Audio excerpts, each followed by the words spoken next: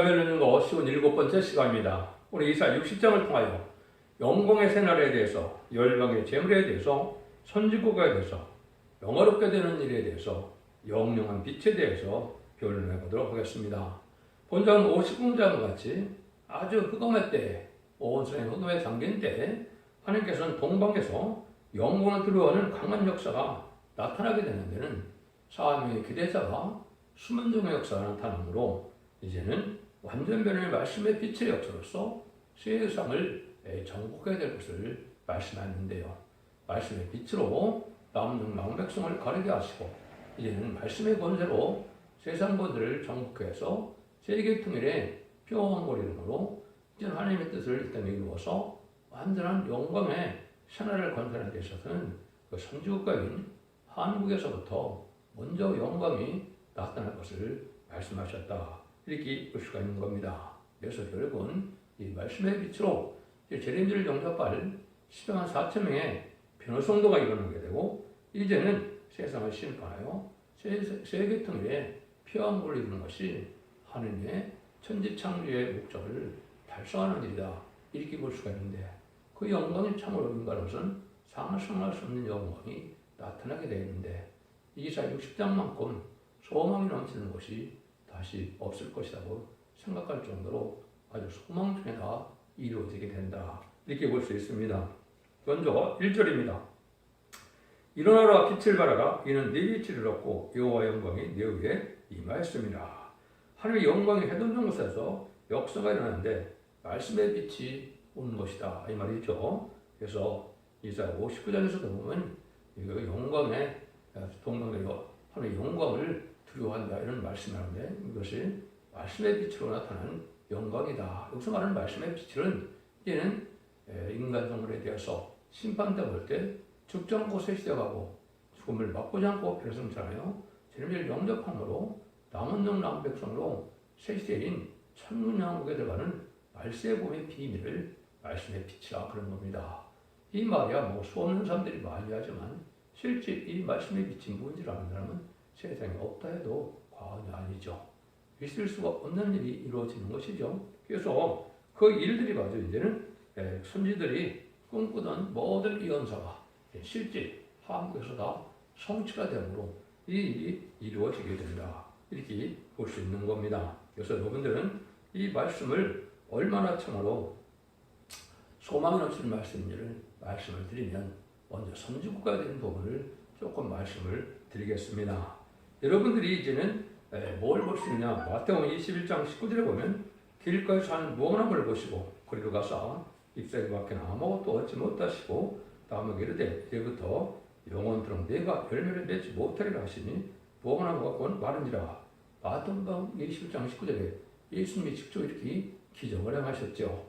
때가 이른 무화과나무니까 당연히 열매가 없는데 그 열매가 없는 그 나무를 저자으로 영원히 열매를 맺지 못한다. 이렇게 말씀하셨거든요. 이게 큰 의미가 있는 거죠. 여러분들 시편 118편 20절 23절에 보면 건축자의 어른들이 모퉁이들의 머리들이 되었다. 이 말씀이 하나님 말씀인데 그대로 이루어진다. 우리 눈에는 기이하지만 하나님은 작정된 일이다. 이렇게 말씀하시죠. 이 일이 이루어지는 것이죠.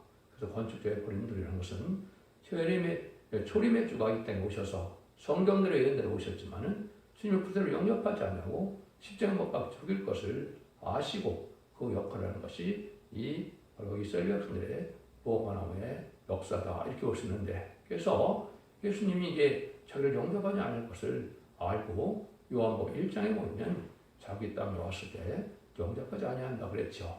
그 일들이 이제 이루어지는 것이 이제 마태복음 21장 39절에 보면 이제 포도원 밖에서 그 아들을 죽였다 이렇게 얘기했죠. 여러분들이 이제 포도원에 대해서 마태복음 21장 31절 쭉 이렇게 듣던 말씀하시죠. 이런 일들이 이제 바로 뭐냐면 포도원은 이제 하나님의 역사는 교회도 되고 이스라엘도 되고 그런 거죠. 그래서 포도원을 세주고 갔는데 종들을 때리고 죽이고 그래서 아들을 보냈는데 아들을 포도원 밖에 죽였다. 혹시 마태복음 21장 39절에 나오죠. 그것이 바로 예수님이 건축하러 오셨는데 왕복권으로 오셨는데 정말 버렸다 이 말이거든요. 그런데 그걸 끝나는 것이 아니고 이제 모퉁이돌에 머릿돌이 되었다 이랬죠. 그래서 그것을 주님께서 마태복음 21장 42절 30절에서 그걸 말씀하시죠. 그래서 우리는 내 기여담을 읽어본 적 없느냐. 그러므로 내가 너희에게 이르노니 하나님의 나라를 너희는 뺏기고 그날은 열매 맺는 백성이 받으리라 그랬죠. 그래서 이스라엘 백성들은 왕국권 운동을 맡은 그 사명을 빼앗긴 거고 열매 맺는 백성은 떠도는 선지간 한국을 뜻했다 이렇게 볼 수 있는데 이것이 그래서 동방 땅끝에 해던 나라에 동방의 역사, 세례 역사가 일어난다. 우리 예언서가 다 그렇게 돼 있거든요. 그래서 계시록과 이사야를 보면 그 명백한데요. 그래서 그 일들이 이루어지는 것이 이제 결국 언제냐? 마태복음 24장 이제 2절에서부터 쭉 보시면 예수 인간됨의 편리를 쭉 증거 예언을 하시죠. 그것이 20세기에 다 이루어졌죠. 그래서 예수님 또한 뭐라고 그럽니까? 32절, 34절에 보면 무화과나무의 비유를 배우라. 그 가지가 연하여지고 잎사귀가 내면 여름이 가까운 줄 아나니 이것이 너희도 모든 일을 보거든 인자가 가까이 문 앞에 있는 줄 알라.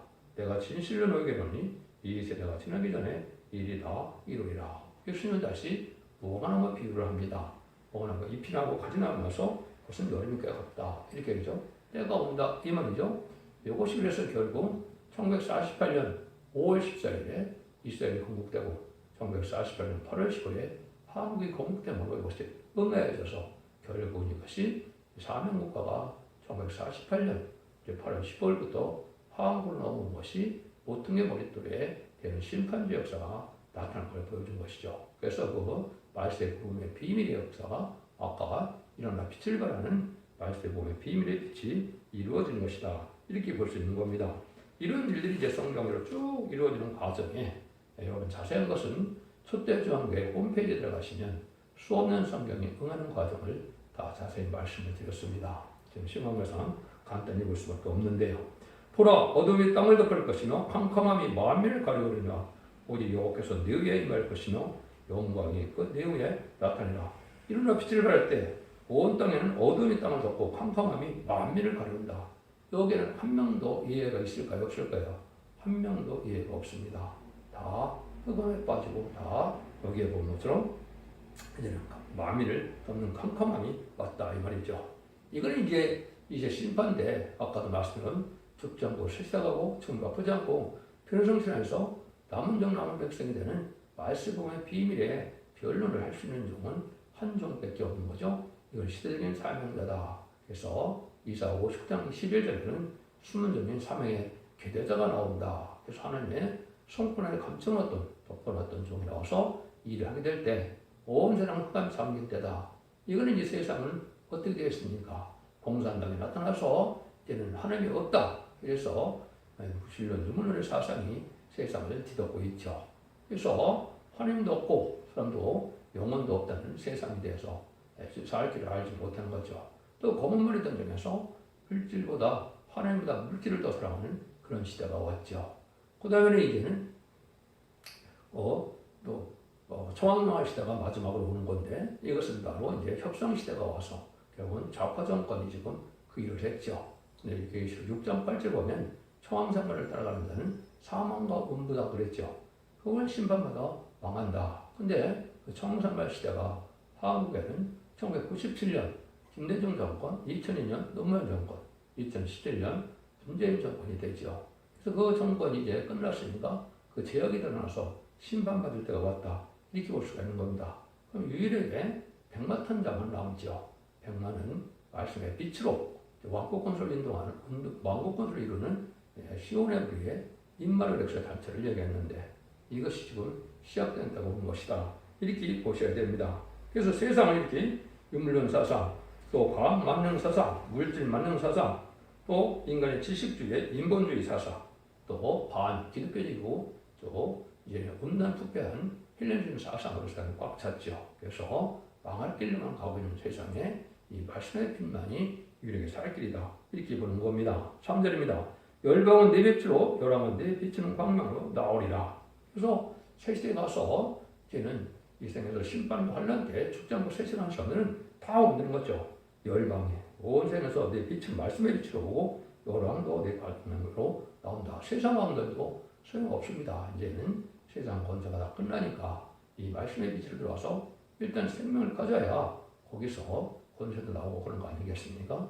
이것이 이제 임마진 신앙 4,000명을 이루는 비밀이고 능히 셀 수 없는 kun무리에 백성을 모으는 비밀이 여기에다 있는 것이죠. 그것이 계속 7장 2절에서 4절까지는 신앙 4,000명을 모으는 방법. 하나님의 종들이 임하여 인쳐서 모으고 능히 셀 수 없는 kun무리라고 하는 것은 결국 7장 9절에 환란과 재난날에 예비처 제서 뽑아졌다가 새시대 백성이 되는 방법 뺏기는 구원받는 방법이 없는데 그것을 여기서 이렇게 표현했더라도 말씀이 이렇게 되고 있다. 이렇게 볼 수 있는 거죠. 4절 5절입니다. 내 눈을 들어 사면을 보라. 우리가 다 모여 내게로 오느니라. 네 아들들은 원방에서 오겠고 내 딸들은 안개 올 것이라. 그때 네가 보고 희색을 바라며 네 마음이 놀라고 또 화창하리니 이는 바다의 풍부가 내게로 돌아오며 열방의 재물이 내게로 오리라. 모든 무리가 물어올 때 열방의 재물이 다 온다는 것이죠. 이게 이제 하나님께로 새로운 임마진 신앙 4천 모을 때 되어진 일인데요. 근데 네 아들들은 원방에서 왔고요. 원방은 이제 북미나 이제 유럽을 뜻했습니다. 왜 그러냐? 거기는 야벳의 장막이기 때문에 그렇습니다. 한국은 여기 딸들이라는 말을 폈는데 이것은 셈의 장막인 한국을 중심은 아시아를 뜻한 겁니다. 그래서 이 남자적인 사명자들이 이러한 북미나 또 유럽에서 많이 나오고 여자적인 사명자는 한국에서 많이 나올 것이다. 이렇게 볼 수 있는 건데 이것이 이제 신앙 4,000명이 인을 맡게 되면 집에 가서 자기가 가서 은가금을 다 싣고 자기의 이제 일가 친척 다 데리고 한국 오는 것인데 이것이 열명의 재물을 가지고 온다 이 말이거든요. 이런 일들이 이제 이루어질 것을 말씀했는데 49장 22절에 하나님의 직접 저한테 알려준 것이 22절입니다. 나 주 여호와가 이러노라 내가 열방을 향하여 나의 손을 들고 민족들을 향하여 나의 기울을 세울 것이다. 그들이 네 아들들을 품에 안고 네 딸들을 메고 올 것이며 네 아들들과 네 딸들이라고 했죠.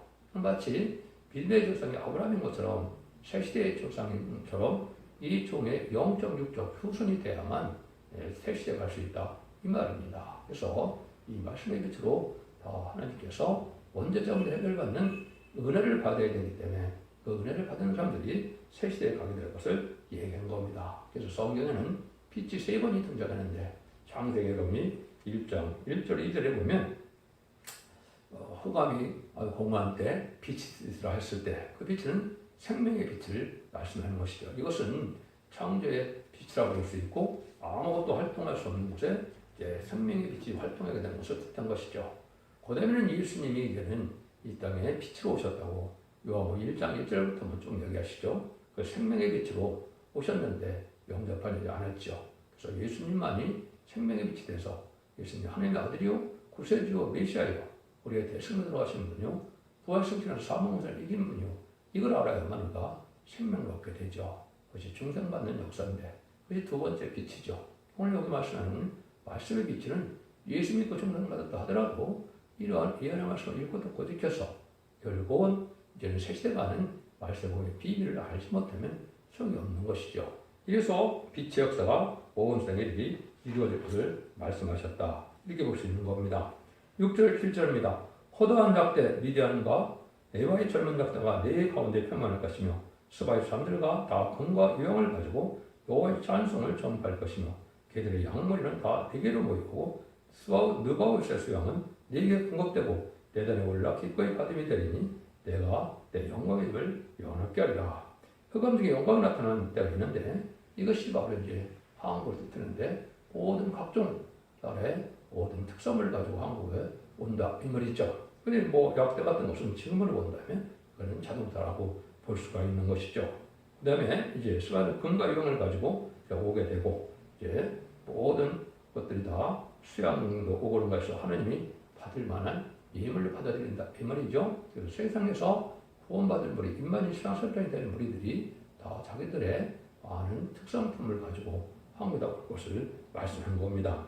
이것이 이제 이사야 62장을 보면 내 땅을 해치다라 일라를 칭한다고 그랬죠.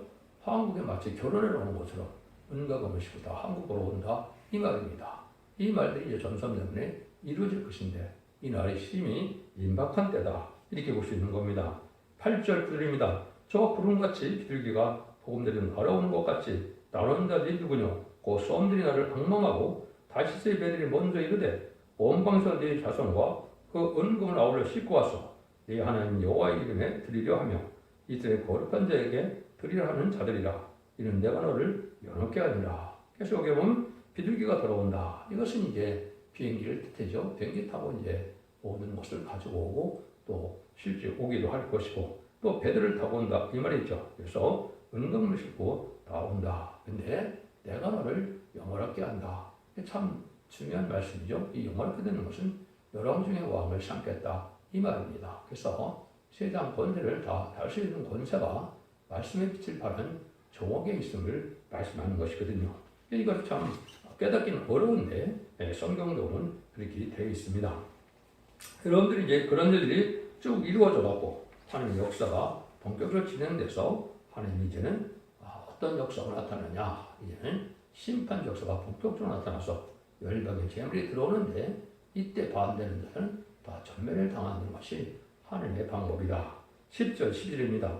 내가 누가 너를 쳤으나 이제는 다 은혜로 너를 긍휼히 여겼은즉 이방인들이 네 생명을 쌓을 것이요 그들 왕들이 너를 봉사할 것이며 네 성문이 항상 열려 저를 다치지 아니하리니 이는 사람들이 네게로 열방의 점을 가져오며 그 왕들을 포로로 이끌어오며 너를 섬기지 않은 백성과 나라는 파멸하니 그 백성들은 반드시 진멸되리라 했죠.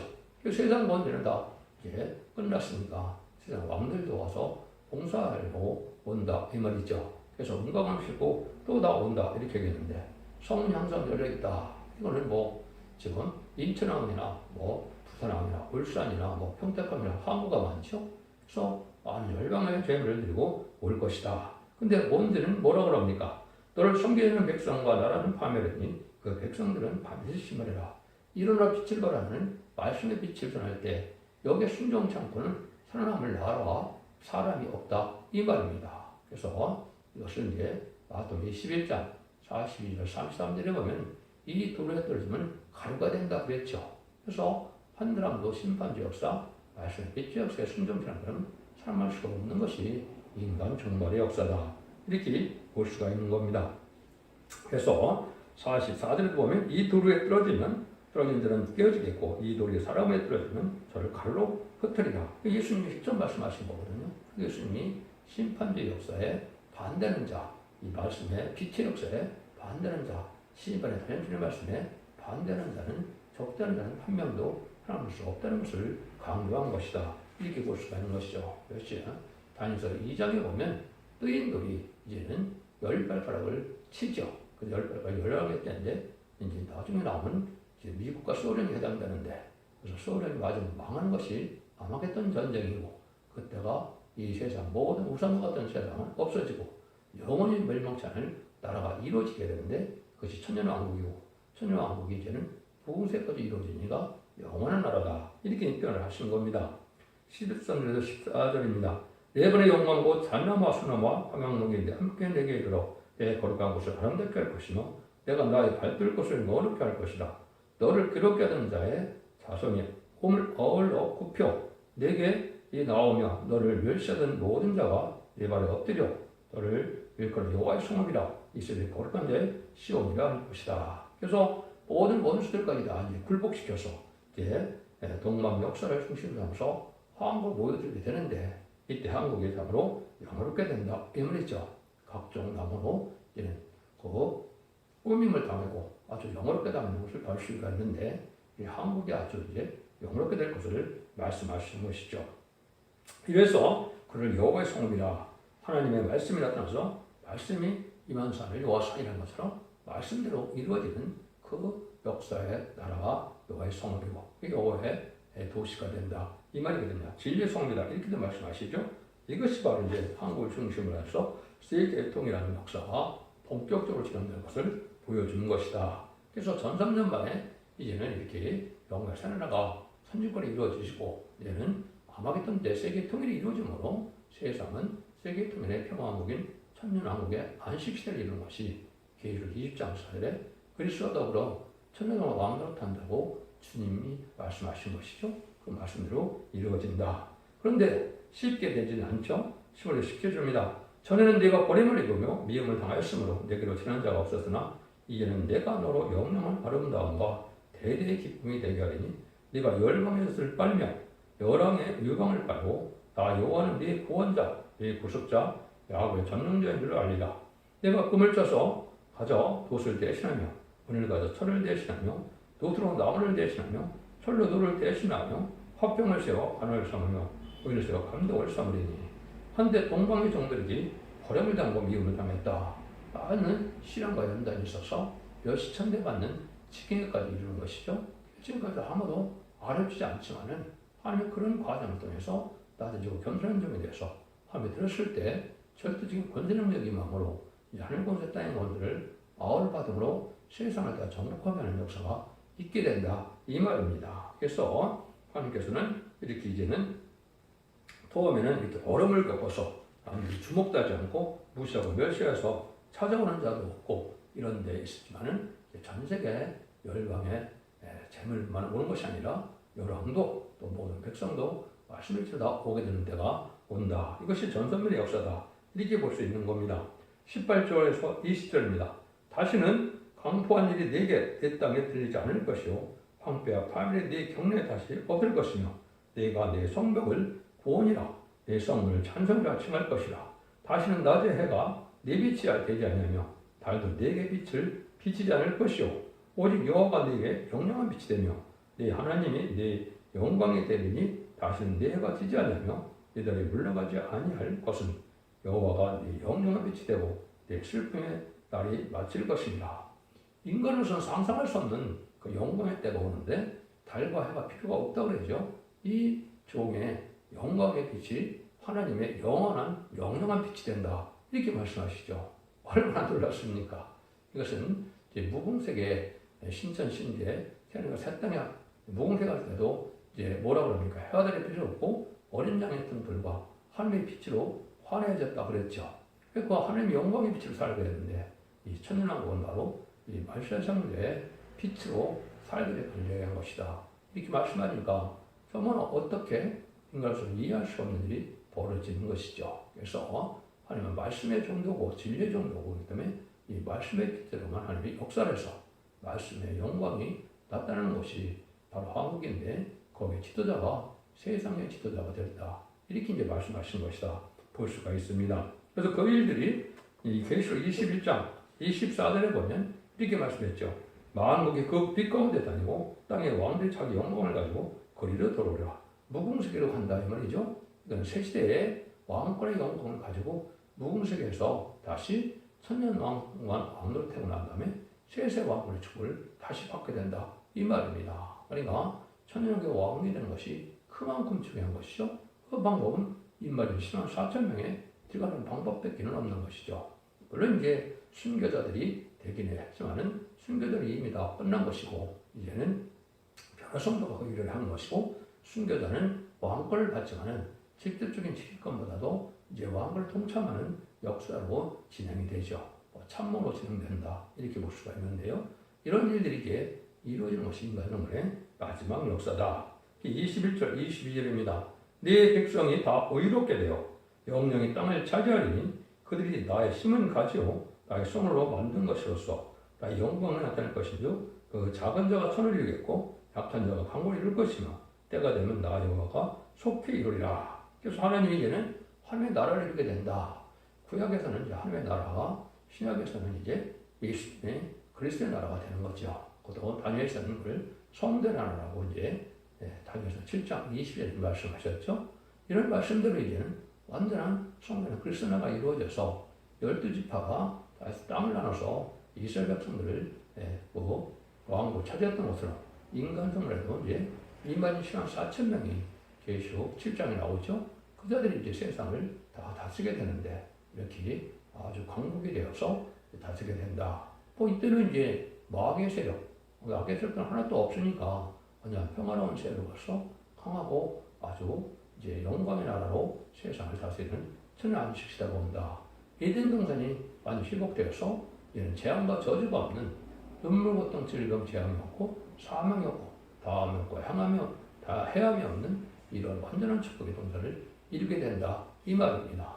여러분들 이만큼 더 소망되는 말씀이 있겠습니까? 이 말씀대로 이루어지는 역사가 아주 마지막 한 일의 천삼일의 역사 동안에 말고 주변에 가려지니까 여러분들은 이 시대에 바로 그런 시대에 접어들고 있는 때다 이렇게 보시고 이 말씀의 빛을 따라 말씀을 잘 깨달아서 순종함으로 이는 기독교 2000년의 역사가 예수 믿고 중장받아서 요원만 맞는 것으로 끝이 맞는 것이 아니고 재림주가 올 때는 이 말씀을 읽고 듣고 지켜서 원죄 잠들 해결을 받음으로 죽지 않고 실수하고 정박하지 않고 별성자여 남전 남백성으로 이제는 가족적인 축복으로 자손만대의 축복으로 천년왕국의 축복을 받게 되는 것이 인간 생활의 마지막 구원의 역사다.